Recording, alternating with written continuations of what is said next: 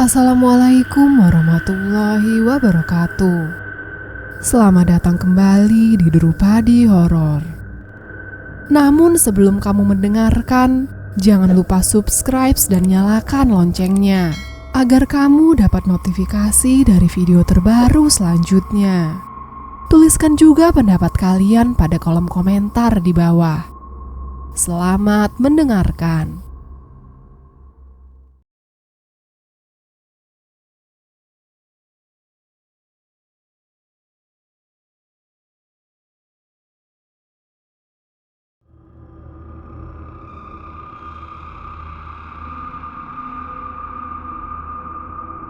Kuburan Jaran.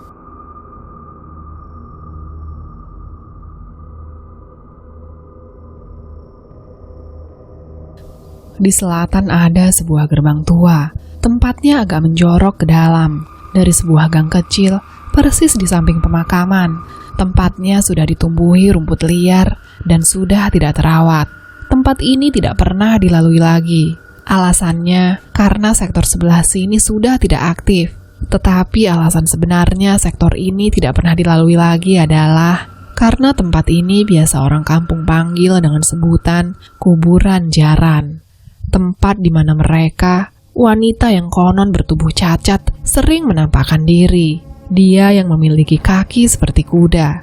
Bila ada yang pernah nonton film kuntilanak yang dibintangi Julie Estelle, ada penggambaran sebuah makhluk wanita tua berkaki kuda. Sebenarnya penggambaran itu adalah penggambaran dari sebuah makhluk Jawa kuno yang dahulu sering muncul meminta tumbal. Sosoknya memang berwajah wanita tua, hanya saja di bagian bawah perutnya tumbuh dua kaki kuda yang membuat makhluk ini ketika berjalan harus menyeretnya. Dulu sebelum tempat ini ditinggalkan, ada sebuah cerita dari salah satu karyawan yang bekerja di pabrik gula ini. Sebut saja namanya adalah Pak Anto. Beliau bertugas memeriksa pipa yang membentang dari sektor A ke Z, dan mau tak mau, ia harus berkeliling, hampir memutari gedung. Dan setiap kali lewat kuburan jaran, Pak Anto seringkali mendengar suara kresak, namun ketika dicari tidak ada. Hal itu terjadi berhari-hari, tepatnya ketika Pak Anto shift malam. Malam ini Pak Anto harus berkeliling lagi untuk memeriksa pipa. Dan ketika ia memandang jauh lokasi kuburan jaran, wajahnya seperti enggan melewatinya. Namun ia memiliki tanggung jawab pekerjaan. Meski enggan, Pak Anto akhirnya memeriksa satu persatu pipa, sembari menunggu suara yang beberapa hari ini menemaninya, meski tanpa wujud itu. Tetapi malam ini berbeda. Suasana saat itu lebih hening dari biasanya, dan itu justru membuat Pak Anto merasa tidak nyaman. Sayup-sayup bukan suara terseret yang Pak Anto dengar, melainkan suara wanita menangis. Orang normal mungkin akan lari bila mendengar suara itu. Namun Pak Anto malah mencari di mana sumber suara itu berasal. Rupanya suara itu berasal dari gudang tua, tepat di sebelah timur gedung. Pak Anto pun mendekatinya, sembari memasang tajam telinganya. Bermodalkan senter, beliau memeriksa reruntuhan yang memiliki pencahayaan buruk itu. Suara tangisan itu sangat memilukan. Setidaknya itulah kesaksian Pak Anto yang mengalami kejadiannya saat itu ketika bercerita ke rekan-rekannya. Nihil, Pak Anto tidak dapat masuk ke gudang karena terkunci. Namun dari sayup-sayup suaranya berasal dari dalam gudang. Karena penasaran, Pak Anto berusaha memanggil. Apakah benar ada seseorang yang terjebak di dalam gudang? Alih-alih mendapatkan jawaban, Pak Anto malah mendengar tangisannya semakin membuat bulu kuduk berdiri. Ngeri bercampur penasaran rupanya membuyarkan logika Pak Anto. Ia mencoba mencari jalan, termasuk memanjat plafon dari pohon di samping gudang. Di sanalah Pak Anto melihat apa yang ada di dalam gudang. Kegelapan dengan pemandangan kayu dan barang-barang tua yang berdebu. Namun Pak Anto belum mau turun. Ia menyinari keseluruhan tempat itu dengan senter di tangannya, sampai ia berhenti di titik dekat pintu yang terkunci. Dengan mulut gemetar Pak Anto berteriak. Manakala yang dia lihat rupanya adalah wanita buruk rupa yang cacat, menatap dengan wajah tertawa cekikikan. Besoknya Pak Anto tidak masuk kerja karena sakit. Diceritakanlah cerita itu kepada rekannya. Anehnya temannya justru bertanya, "Bojomu meteng tah tok?" kaget. Pak Anto tidak tahu apa yang diucapkan temannya. Tapi memang beberapa hari ini istrinya mengaku mual dan sakit. Rupanya benar apa yang dikatakan rekannya, bahwa istri Pak Anto hamil. Disinilah kejadian menakutkan itu dimulai. Setelah tahu istri Pak Anto hamil, rekan Pak Anto tiba-tiba menyarankan bahwa istrinya harus dipingit bila sudah menginjak kehamilan ke-7 bulan. Ditanya kenapa harus dipingit, rekannya menjawab, "Istrimu sudah dipituk." "Sopo sing mituk?" tanya Pak Anto. "Wedon sikil jaran." Jadi suara kemeresak yang selalu didengar Pak Anto adalah pertanda bahwa makhluk itu tidak pernah jauh dari Pak Anto. Yang lebih mengerikan lagi, sekarang pun wanita itu ada di dekat Pak Anto. Cerita yang akan penulis ceritakan ini adalah pengalaman Pak Anto yang memang tanpa sengaja berurusan dengan makhluk ini. Dan cerita ini adalah salah satu cerita yang paling terkenal di kalangan anak-anak desa kami. Mungkin sebagai warning agar kami tidak mendekati tempat itu. Penulis sendiri pertama kali mendengar cerita ini dari paliknya, yang kebetulan dulu sebelum pabrik ini tutup, beliau bekerja di sana. Karena rumah kediaman keluarga besar penulis dekat dengan pabrik gula ini, sehingga masyarakatnya mendapat hak khusus untuk bekerja di pabrik ini. Sosok ini adalah salah satu sosok kuno, alias penunggu tetap jauh sebelum pabrik ini dibangun. Pak Anto mungkin bukan tipikal orang yang percaya dengan hal-hal mistis. Untuk tebakan teman beliau yang mengatakan hubungan antara fenomena yang Pak Anto alami dan istrinya, ia hanya menganggap semua itu kebetulan semata, tanpa ada campur tangan gaib. Masalahnya adalah, semenjak kejadian itu, ada yang aneh di kediaman Pak Anto. Hanya saja, cuma Pak Anto saja yang tidak menyadari hal itu, melainkan anggota keluarganya. Pak Anto adalah pendatang. Beliau jauh dari daerah tempatnya berada.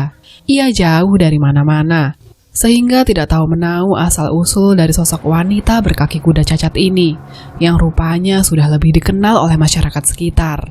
Ada 3 hal yang bisa diketahui kedatangannya, dan biasanya memiliki perbedaan dari setiap yang berhubungan dengan makhluk ini. Tapi kali ini, penulis ceritakan dulu apa 3 hal yang bisa diketahui tentang makhluk ini. Bila mendengar suara kaki atau sesuatu diseret, biasanya ada ranting atau daun yang tergesek. Banyak orang seringkali mendengar suara ini di sekitaran kuburan jaran. Bila sudah mendengarnya, itu artinya ia sudah berada di sekitar si pendengar. Selain suara terseret, diikuti suara menangis. Biasanya suaranya halus dan bernada sangat sedih. Sesiapapun yang mendengarnya seharusnya lari, karena mendengar suara tangisan di tanah lapang kosong memang mengundang rasa penasaran.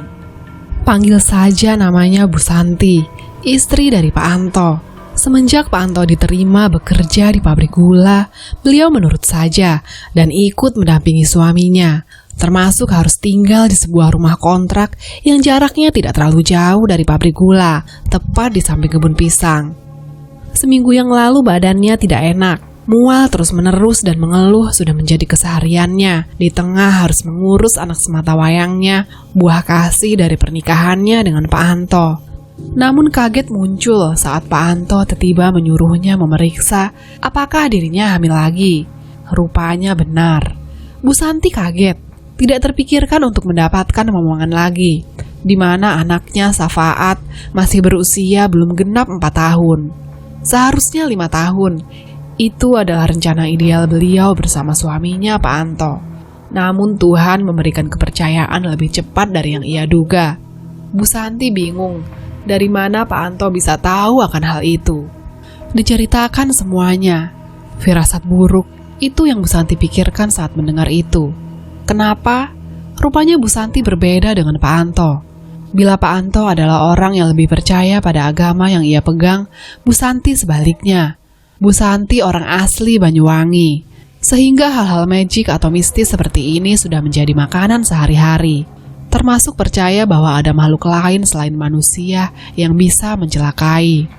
Ia segera menghubungi bapaknya. Rupanya benar, ada yang mengincar beliau. Dari semua kejadian aneh yang akan mereka alami, tak ada yang lebih aneh dari anaknya Safaat. Kenapa? Semenjak semua ini terjadi, Safaat lebih banyak diam, jarang sekali bicara. dan ia terkadang memandang tembok kosong. Bu Santi tahu makhluk itu sekarang ada di rumahnya. Setiap hari tidak lelah Bu Santi memujuk Pak Anto untuk resign dan kembali ke Banyuwangi. Tidak ada tempat yang lebih baik bila bukan berlindung pada keluarga. Toh makhluk ini tidak ada yang tahu akal bulus apa yang ia rencanakan. Seperti orang kolot, Pak Anto menolak.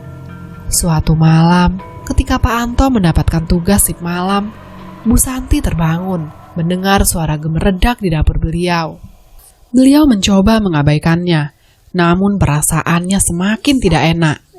Sampai ia sadar, Safaat tidak ada di sampingnya. Apa yang dilakukan anak itu selarut ini? Rumah kontrakannya tidak besar, hanya ada 2 kamar dengan 2 ruangan untuk dapur dan ruang tamu. Ketika malam gelap semua, membuka pintu kamar Bu Santi langsung menuju ke sumber suara. Dinyalakan saklar lampu.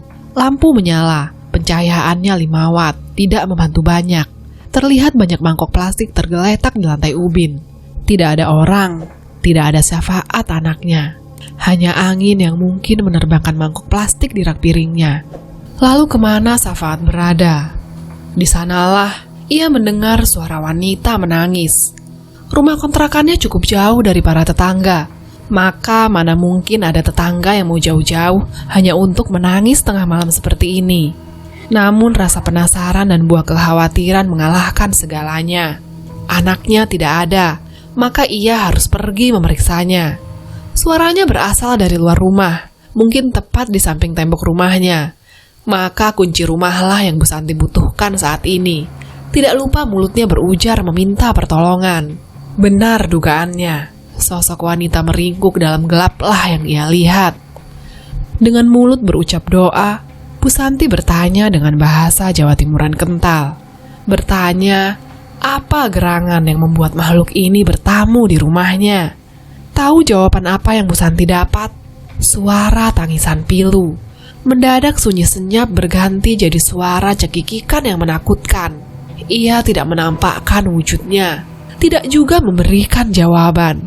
Hanya suara tertawa yang terdengar seperti melecehkan lantunan doa yang Bu Santi panjatkan. Ketika hal gaib tidak bisa diusir dengan doa, tidak salah lagi. Tujuannya tentu, apalagi bila bukan untuk mencelakai. Ia kembali ke kamar dan menemukan anaknya sudah ada di atas ranjang, duduk, menunggu Bu Santi menceritakan makhluk apa yang selalu datang bertamu di rumahnya. Diceritakan pula bahwa sejak tadi ia meringkuk di kolong ranjang, takut, karena makhluk itu berdiri di atas ibunya yang tengah tertidur lelap. Pernah Bu Santi tidur, dan di kakinya ia merasa ada yang menyentuhnya. Semakin lama sentuhan itu semakin terasa seperti pijatan. Takut, tentu saja, karena Bu Santi melihat tidak ada orang selain dirinya yang ada di dalam kamar. Bu Santi berteriak sembari membaca ayat kursi. Keras sekali teriakan Bu Santi, sampai lebih terdengar seperti berkelakar. Hanya Safaat anaknya yang berdiri di ujung kamar, melihatnya dengan wajah ketakutan. Teriakan Bu Santi yang sembari membaca ayat kursi, rupanya tidak mengusir makhluk jahat ini, malah semakin menjadi. Semua teror yang dialami Bu Santi membuatnya semakin kurus di tengah kehamilannya. Sampai akhirnya Pak Anto merasa bahwa apa yang dikatakan Bu Santi tentang tamu tak diundang membuatnya berpikir ulang. Ditanyakanlah dengan temannya yang saat itu tengah bekerja. Temannya mengantarkan Pak Anto ke temannya yang lain, yang kebetulan menjadi mandor. Diceritakan semuanya, dan mereka pun berangkat ke rumah Pak Anto. Wajah mandor Pak Anto cuma tersenyum kecut, sambil memandang terus ke kamar Pak Anto. Oh alah toh, kok baru cerita? Setelah ngobrol ngalur ngidul, mandor Pak Anto memberi 2 butir telur. 1 telur ayam cemani, 1 lagi telur bebek, disuruh meletakkan di almari. Tanpa banyak bertanya Pak Anto nurut. Tapi Safaat anak Pak Anto mengatakan, "Momok marah." Safaat terus mengatakan itu. Tidak ada yang tahu apa itu momok sampai malam itu. Sejak sore hari Bu Santi sudah muntah berkali-kali. Aroma kamar tempat tidur mereka tercium bau anyir, seperti telur buan. Pak Pak Anto akhirnya menggelar tikar di ruang tamu, dan malam itu mereka habiskan di sana. Dari arah kamar, berkali-kali Pak Anto merasa sedang diawasi, padahal pintu kamar dikunci. Namun sudut matanya seperti melihat pintu sedikit terbuka, dan wajah yang pernah ia lihat seperti tengah mengintip.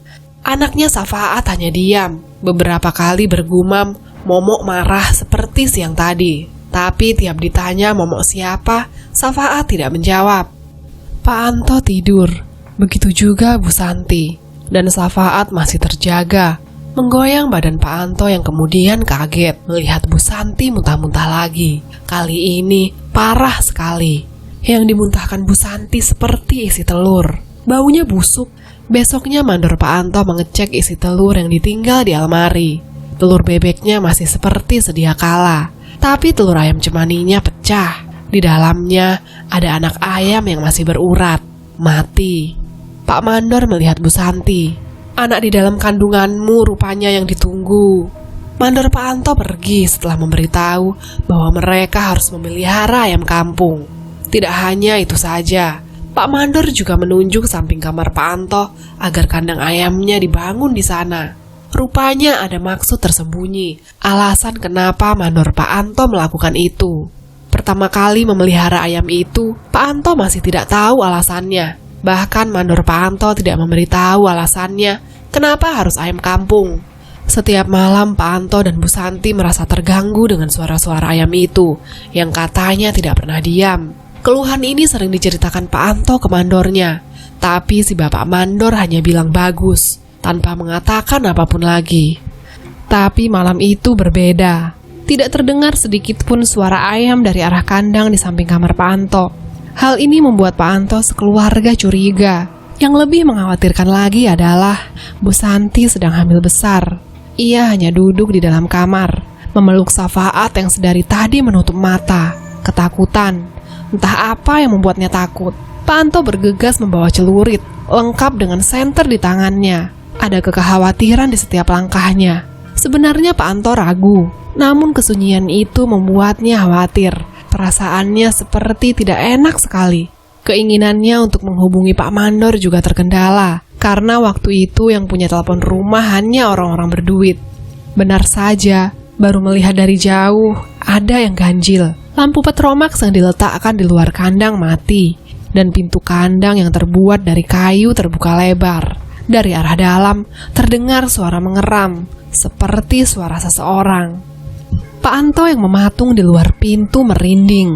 Yang namanya nekat kadang membuat Pak Anto akhirnya memaksa untuk melihat apa yang terjadi dengan ayam-ayam yang ia pelihara. Sampai di daun pintu, Pak Anto kaget dan akhirnya tahu alasan kenapa ayam-ayamnya tidak bersuara sedikit pun. Alasannya karena semua ayamnya mati. Ayamnya benar-benar mati. Satu pun tidak ada yang hidup. Dan bila dilihat lebih teliti, alasan ayamnya mati tidak diketahui, bahkan sampai saat ini. Belum selesai memeriksa, teriakan istri Pak Anto membuat Pak Anto terkejut dan langsung lari masuk rumah. Begitu masuk ke kamar, kaget Pak Anto melihat Safaat duduk tepat di depan pintu kamar. Matanya kosong, di tangannya ada ayam mati. Entah dari mana Safaat mendapatkan ayam itu. Tapi yang membuat ngeri bukanlah Safaat yang sedang bermain ayam mati, tapi posisi Bu Santi di atas kasur.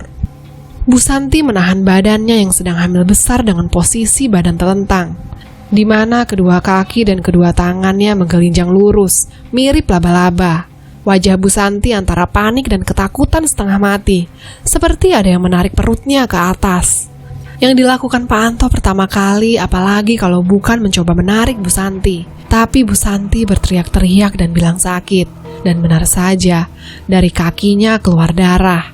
Masalahnya, warna darahnya bukan merah lagi, tapi merah kehitaman.